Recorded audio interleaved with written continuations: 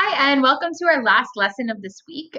So our last lesson of this week is going to talk about qualitative analysis. So essentially what that is it's a lab technique. So it's not a new concept that we're introducing. This unit's been very math heavy. It's just a lab technique that kind of ties a lot of our concepts together.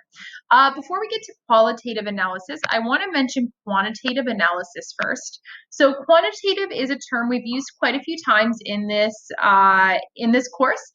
You were introduced to the term in grade 9. And remember, quantity means how much of something. So quantitative analysis is going to tell us how much of a given ion is present. Whereas qualitative analysis, and that's what we're going to be looking at today, it's not really how much of something is present. It's just going to be what ions are present. So qualitative analysis is a way to tell what ions are present in solution. There's going to be three different types of qualitative analysis that we're going to look at. One is going to be the flame test. Very sad I can't demonstrate this for you. The other is going to be the color of solutions. And the last one is going to be the formation of a precipitate. So let's go ahead and take a look at the first idea. And the first one is the flame test. So the idea behind this is very linked to fireworks. So metal ions are going to produce very distinct specific colors. So each metal ion actually has a different color that's associated with it. And these metal ions are actually what are responsible for the colors in fireworks. So for example, these are some of the different colors that you might see of ions. So I see a nice beautiful red. That red is associated with lithium. I see a nice bright orange. That orange is associated with sodium. So you can see all different distinct colors here. This is an example of copper. So if I have a solution that contains copper and I put that solution into a flame, it's going to burn a nice bright green color. So it's a really easy way for me to tell how that copper is present. So again, this is a difference between qualitative and quantitative. Quantitative was tell me how much copper. I can't tell by this green how much copper. All I can tell is that there's copper present. Let's talk about what's going to be causing these distinct colors. And we're going to talk about this a little bit more next year as well too.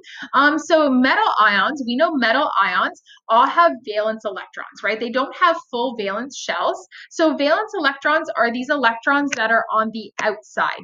These valence electrons are able to absorb incoming energy and they can become what we call excited. So these valence electrons are able to become excited and they will actually jump up a ring or a stationary site. When that electron returns back down to its stationary site or its home ring, it's going to release energy. So essentially, these ions have electrons. The ions can absorb incoming energy. When they absorb incoming energy, they jump. And when they go back to their original state, they're actually going to go ahead and they're going to release energy. That energy is in the form of light, and that's what forms each color. So why does each individual metal have a different individual color? It's because each metal has a different number of valence electrons, and not only a different number of valence electrons, but they sit on different stationary sites. So you might have one on the second energy level for sodium, whereas for potassium, your valence electron is on the third energy level. So since you actually have different numbers of valence electrons, and these valence electrons sit at different stationary sites, it's almost like a thumbprint, right? There's no repeats in the Bohr-Rutherford diagrams. No two atoms will have the exact same Bohr-Rutherford ion. So that means that no two atom will release the exact same amount of energy when that electron falls. So no two atoms will have the exact same distinct color fingerprint. So this is just going to show this a little bit more. So when the excited electron releases its energy, when it returns to ground state, it's going to go ahead and create light. The color of the light formed is a characteristic of the metal ion when it's heated. So when we're actually doing the flame test, what we're doing is we're actually heating the ion, we're causing it to become excited, and then when it falls back down, it's actually going to release that color. This you might have seen in grade 9 as well too. So we can actually use these distinct colors to study stars. And this will actually tell us a little bit about the stars. It'll tell us the heat of the stars. It'll tell us how far the star away. And it can also tell us the life cycle of the star as well too. So that's a flame test. Next thing we're going to look at is the colors of ions in solution. So if we don't have a Bunsen burner readily available to us, we can actually take a look at these ions in solution.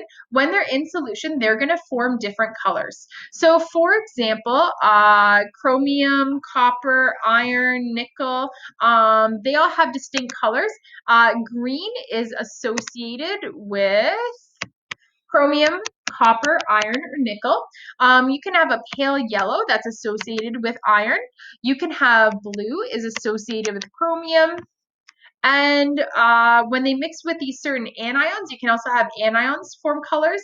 So dichromate, for example, is a really specific orange, and permanganate is a purple.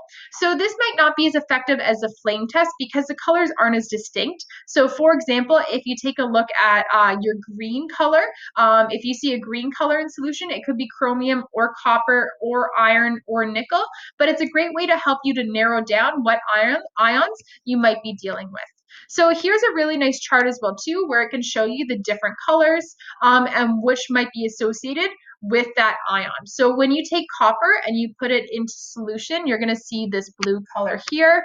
When you take chromium 3 and you put it into solution, you're going to see this purple here. And when you take cobalt and put it into solution, you're going to see cobalt here. Now, when I say put it into solution, what I mean is combine it with water. So if you take a look, all of these different ions have been combined with water to see what color they're actually going to form. The last way to tell what ions are present is through precipitate reaction. So if you have an unknown ion, so let's say you have an unknown sample or an unknown ion in solution, you can essentially do a series of precipitate reactions to help you to guess what ion it is. So how would this look? First thing you want to do, and I'm going to have a chart of this on the next slide. First thing you want to do is you want to take your unknown sample. So your unknown sample is some sort of ion in solution. We don't know what sample this is, and you're going to consult a solubility table. And in that solubility table, you're going to go through and essentially try to figure out what you might be able to combine that mystery solution with to form a precipitate. So if the mixture does create a precipitate, the ion will be there. So remember, a precipitate is a solid forming. You will then be able to filter out that precipitate. That's going to be a filtrate.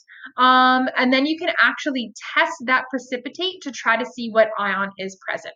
So here's an example of what we mean by a solubility series. So let's say that you have your unknown sample, and you're trying to figure out what your unknown sample is. You're going to try to mix it with a bunch of different stuff to see if a precipitate forms. So let's say we try to mix it with hydrogen chloride. If a precipitate forms, well, what ion forms a precipitate with chlorine?